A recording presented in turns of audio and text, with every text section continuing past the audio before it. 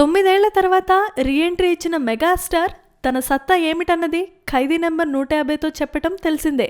Record స్థాయిలో collections తో box office ను దుమ్ము దులిపిన అన్నయ్యతో మెగా అభిమానులు ఖుషీగా ఉన్నారు. తన రీఎంట్రీకి అభిమానులు ఆదరిస్తారన్న విషయంలో చిరుకి నమ్మకం ఉన్నప్పటికీ ఈ అభిమానం ఈ రేంజ్ లో ఉంటుందన్నది ఆయన కూడా ఊహించలేని నిజం.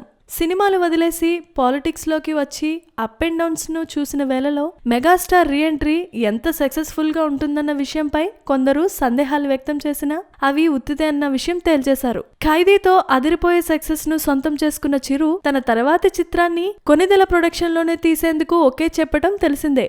ఒకటి తర్వాత ఒక్కో చిత్రాన్ని ఒప్పుకుంటూ మహా పొదుపుగా వ్యవహరిస్తున్న ఇప్పటి అగ్ర హీరోల తీరుకు భిన్నంగా చిరు వ్యవహరిస్తున్నారు. తన 151వ చిత్రం గురించి ఒక కన్క్లూజన్ కు వచ్చిన ఈయన తాజాగా 152వ చిత్రంలోనూ క్లారిటీకి వచ్చేసినట్లుగా కనిపిస్తోంది. రానున్న 2 సంవత్సరాల వ్యవధిలో తాను 9 సినిమాల్ని నిర్మించనున్నట్లు ప్రముఖ నిర్మాత అశ్విని దత్ చేసిన ప్రకటనను చూస్తే చిరు చిత్రం పక్కాగా ఉన్నట్లు చెబుతున్నారు. తన 9 చిత్రాలని అగ్ర హీరోలతో నిర్మించనున్నట్లు ఆయన వెల్లడించారు. వీరిలో చిరు, నాగార్జున, మహేష్, ఎన్టీఆర్ లాంటి వారితో తన సినిమాలు ఉన్నాయని చెప్పారు. ఈ ప్రకటన చూస్తే చిరు 152వ సినిమా అశ్విని దత్తుదే అన్న అభిప్రాయం వ్యక్తమవుతోంది. చూస్తుంటే చిరు తన 152వ సినిమా విషయంలోనూ ఒక నిర్ణయానికి వచ్చేసినట్లుగా చెప్పొచ్చు.